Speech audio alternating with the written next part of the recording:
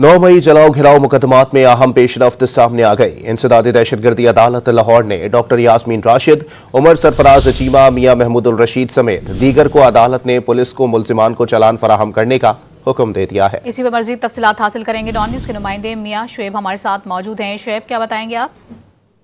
बिल्कुल, इंसदादी दहशतगर्दी अदालत में डॉक्टर यास्मीन राशिद, उमर सरफराज चीमा, मियां महमूदुल रशीद से दीगर जो मुल्जमान को अदालत में पेश किया गया। अदालत ने पुलिस को मुल्जमान के जो चलान है वो फ्राहम करने का हुक्म दे दिया। इंसदादी दहशतगर्दी अदालत के जज अरशद जवेद ने केस पर समाअत की।